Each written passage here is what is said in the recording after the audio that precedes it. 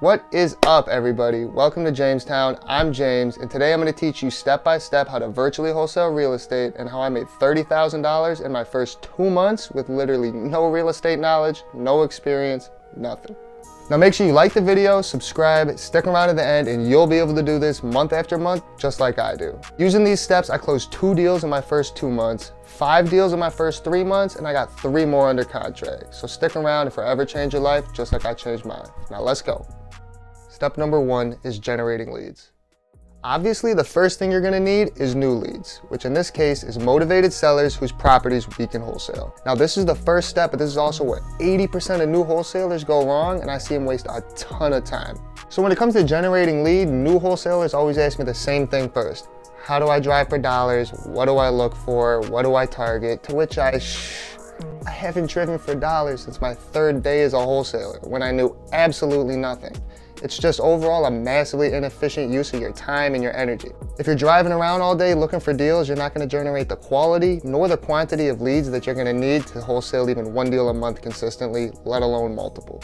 I'll break it down for you completely in a future video, but for right now, here's a quick example. If you drive around for 3 hours in your neighborhood looking at houses, you'll maybe get 15 to 20 decent leads. You're not even going to really know the information on the properties.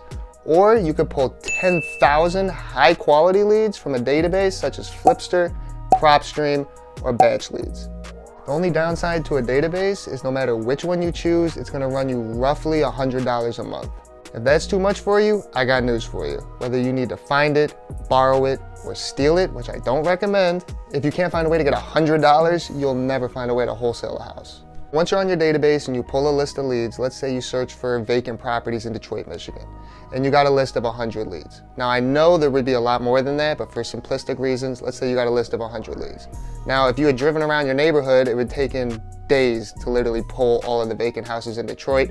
You wouldn't even know if you were right or not. And in return, this probably only took you 20 minutes to pull these leads. So you've got your list of 100 vacant properties in Detroit, Michigan, and each one's gonna have a ton of ownership info, including the first and last name of the owner. So now with the property addresses and the owner's name, you can go to a free website like fastpeoplesearch.com, and you can actually put in their name as well as the city they live in, and it'll return a pretty accurate search on the phone number. It's just fairly time consuming. Or you can pay 12 cents per lead with one of the aforementioned databases, and they will run a skip trace, automatically returning to you all the phone numbers in your list. Once you're done skip tracing them, regardless of which way you did it, you'll now have a nice pretty lead sheet that has the names, the addresses, and the cell phone numbers of each one of your leads. Step number 2 is contacting your leads.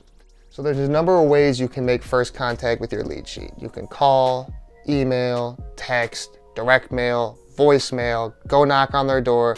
The options are literally endless. And I know it seems a little overwhelming, but I use one option and one option only, and that's text messaging.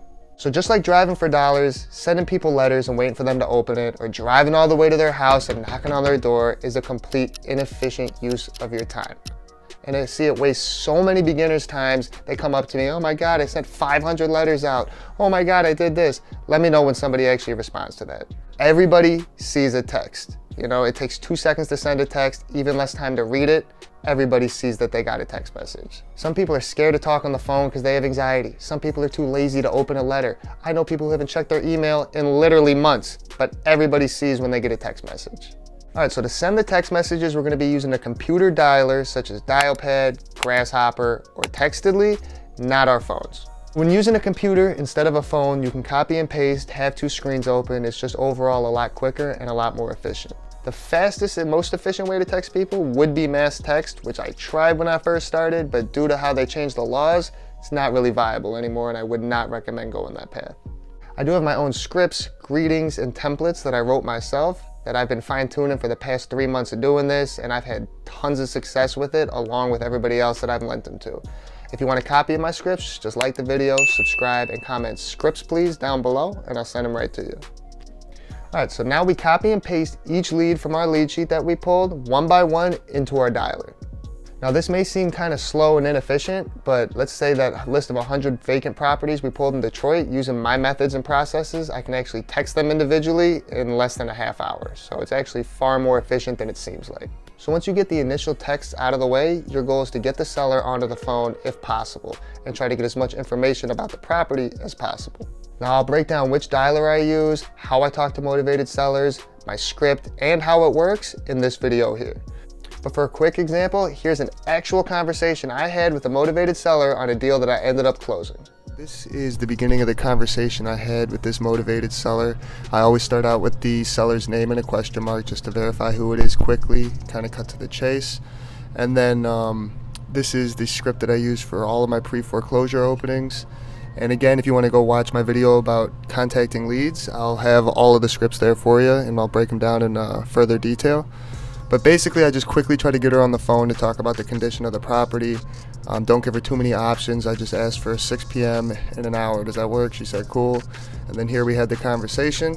And then that is when I logged her into my CRM because she was interested. And I told her I had to go talk to my partner about the price and I'd get back to her. And that was it.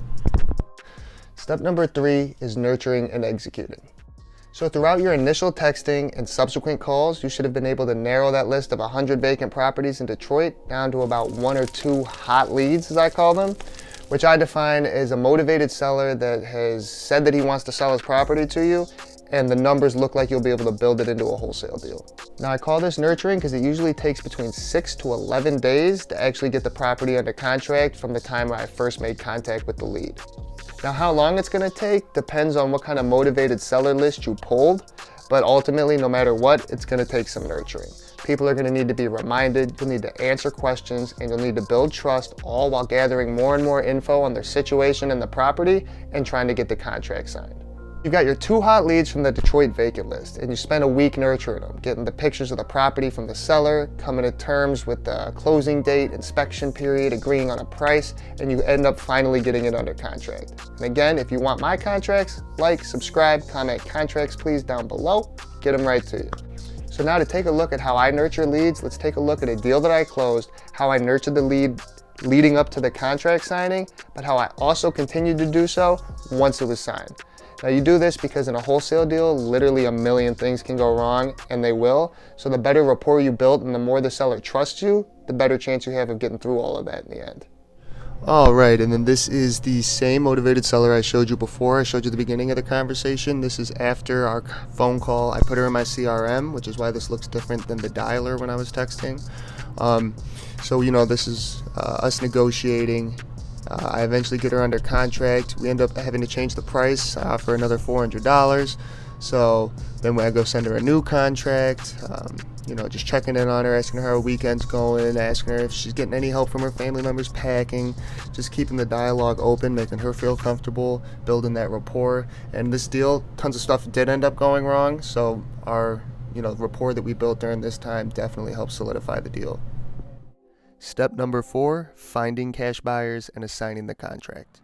Now you have those 2 vacant properties in Detroit under contract for what you think is a good deal based off of the pictures and the information that you've received from the seller. At this point, there's 2 main ways you can go about marketing for cash buyers. You've got Facebook groups and a database search. So upon executing the contract and receiving pictures, I'll then immediately create a branded flyer that looks like this, which I'll then post in all the Facebook groups along with a few pictures of the property as well as some info. This looks clean, professional, it's branded, and once you've created a template, it's actually very quick and easy.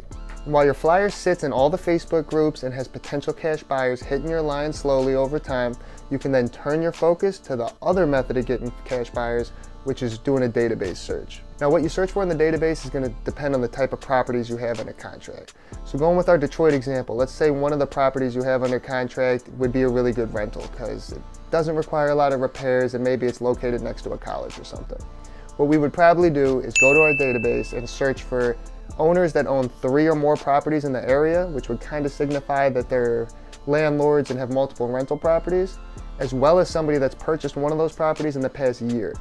So let's say that returns us a list of 250 potential cash buyers. These are all people that have multiple properties, have bought one in the past year, and are very viable possible buyers for the deal that we have. So now you've got your list of landlords that own multiple properties in the same area as your deal and have bought property recently. You will then either use Fast People Search or Skip Trace again for 12 cents a lead with your database to get all the phone numbers for the cash buyers. I then take that list and text them one by one, just like I did with the sellers. Now I can usually get through a list of cash buyers in just 2 hours, and by the end of that, I'll usually have about 2 to 5 cash buyers that are interested in my deal. Again, if you want my exact scripts, comment down below and I'll send them right to you. Now you've got these 2 to 5 interested cash buyers in your deal. By now you've already probably sent them the flyer, sent them pictures, and come to terms on a price. Now if you're still on the same page at this point, this is probably where they're going to want to come see the property. When virtual wholesaling, this can be a little bit difficult because you can't actually get to the property yourself. If the owner lives there, you can have them show the cash buyers the property. However, this comes with its own set of risks. I've had cash buyers try to snake deals behind my back when I wasn't there, or even just when I wasn't looking, by talking to the seller themselves. So if the property's vacant, what you can actually do is hire what we call boots on the ground, hiring somebody from Craigslist, Facebook, Instagram, wherever, and they can actually install a lockbox for the cash buyers to use for you, or they can show the property on your behalf. Now you've got your 5 Detroit cash buyers. They've already checked out both your properties. So let's say one property, there was a foundation issue or something, so they're not interested. It's going to happen constantly when you're a wholesaler. Get used to it. So let's say on your other property, 2 of the cash buyers were interested and called you with an offer. It's going to be a great feeling, but before you jump and accept one of them, there's a few things you're going to want to take into consideration. First, obviously, the price. It's going to make the biggest difference of who's offering you the most money. But you also want to take into consideration what financing they're using, because deals can fall through if they're relying on some sort of financing, as well as when they can close the deal. Once you find all that out, choose the best buyer for your situation, and voila, you're almost there. If you want to see in depth how I find, talk to, and deal with cash buyers, I got that video for you here.